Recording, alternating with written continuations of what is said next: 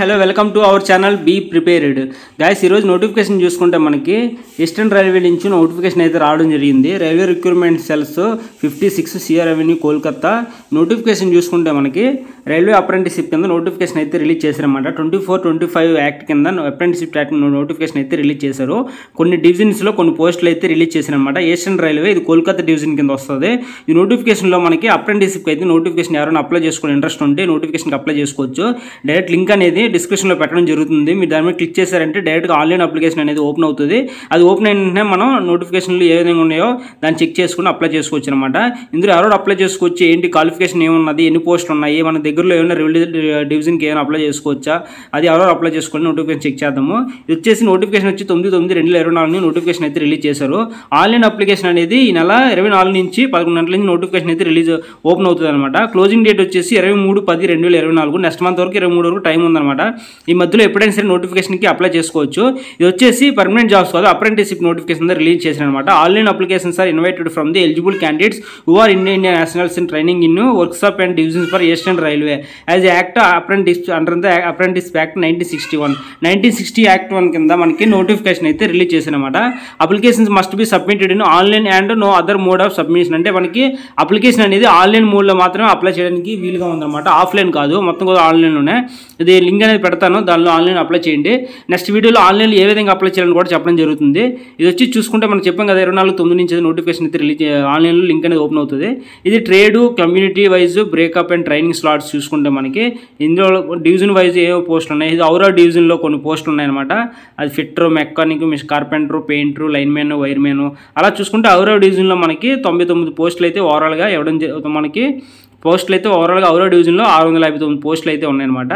Next వర్క్షాప్లో చూసుకుంటే మనకి 612 పోస్టులు ఉన్నాయి. నెక్స్ట్ శారదా డివిజన్ చూసుకుంటే మనకి 440 పోస్టులు ఉన్నాయి. నెక్స్ట్ కాంచీపురం వర్క్షాప్ చూసుకుంటే మనకి 187 పోస్టులు అయితే ఉన్నాయి. మాల్దా డివిజన్లో చూసుకుంటే మనకి 138 పోస్టులు అయితే ఉన్నాయి కొన్ని ట్రేడ్ వైజ్. ఇంకో డివిజన్లో చూసుకుంటే 412 పోస్టులు ఉన్నాయన్నమాట. Mech diesel, electronic, welder, turner, fitter వాళ్ళు 412 పోస్టులు అయితే ఉన్నాయి. జమలపూర్ వర్క్షాప్ చూసుకుంటే మనకి 667 పోస్టులు ఉన్నాయన్నమాట. ఈ విధంగా కొన్ని డివిజన్లు అయితే డివైడ్ చేసి మనకి మీకు దగ్గరగా ఉన్న డివిజన్కి అయితే నోటిఫికేషన్లు అప్లై చేసుకోండి అప్రెంటిస్షిప్ కింద. దీనివల్ల యూజ్ ఏంటంటే నెక్స్ట్ మన నోటిఫికేషన్ రిలీజ్ చేసినప్పుడు ఈ అప్రెంటిస్ యాక్ట్ అనేది మనకి యూజ్ అవుతుంది అనమాట. సర్టిఫికేట్ అనేది మనకి యూజ్ అవుతుంది. ఆటోమేటిక్గా మార్క్స్ అనేవి యాడ్ అవుతాయి అనమాట దీన్ని చేసుకోవడం వల్ల. ఇది మనకి కొన్ని యూజ్ బెనిఫిట్స్ అయితే ఉన్నాయన్నమాట. దీనికి వచ్చేసి మనకి కొన్ని బెంచ్ మార్క్స్ అయితే డిజబిలిటీ కొన్ని ఇవ్వడం జరిగింది. అలాగే దీనికి వచ్చేసి main age qualification minimum 15 years అయితే ఉండాలన్నమాట. 24 ఇయర్స్ వరకు ఉండాలి. 15-24 ఇయర్స్ మధ్యలో ఎవరైనా ఉంటే నోటిఫికేషన్కి అయితే అప్లై చేసుకోవచ్చు. ఎడ్యుకేషన్ క్వాలిఫికేషన్ చూసుకుంటే మనకి 10th క్లాస్ పాస్ అయి ఉండాలి. Minimum qualification 10th class plus 10+2 అంటే ఇంటర్ కానీ ఎవరైనా చేస్తుంటే ఐటీ కానీ చేస్తుంటే మనకి నోటిఫికేషన్కి అప్లై చేసుకోవచ్చు అన్నమాట. నేషనల్ ట్రేడ్ సర్టిఫికేట్ ఉంటే మనకు నేషనల్ కానీ స్టేట్ వైజ్ ఏ సర్టిఫికేట్ ఉన్నా సరే ఎడ్యుకేషన్కి అప్లై చేసుకోవచ్చు అన్నమాట. 10th, ఐటీ, ఇంటర్ ఎవరైనా సరే నోటిఫికేషన్కి అప్లై చేసుకోవచ్చు. మెడికల్ ఫిట్నెస్ కూడా ఇక్కడ ఇవ్వడం జరిగింది క్లియర్గా. మోడ్ ఆఫ్ సెలక్షన్ చూసుకుంటే మనకి మీ డివిజన్లు బట్టి మనకి మార్క్స్ ఎన్ని వచ్చిందని పెట్టి యాడ్ చేయడం జరుగుతుంది అనమాట. ఫర్ ఎగ్జాంపుల్ ఇక్కడ ఇవ్వడం జరిగింది 80% మార్క్స్ అయితే మెట్రికులేషన్లో, తర్వాత 91 మార్క్స్ ఐటీఐలోని. ఆ విధంగా కన్సిడర్ చేసి ఓవరాల్ యావరేజ్ 86 కాబట్టి మనకి తీసుకుంటారు అనమాట. ఎగ్జామ్ అయితే ఏముండదో మనకి డైరెక్ట్ తీసుకోవడం జరుగుతుంది. మనకి మెరిట్ని పెట్టి తీసుకుంటారు నోటిఫికేషన్లో. అప్లికేషన్ ఫీజు వచ్చేసి మనకి 100 రూపీస్ పే చేయాలన్నమాట.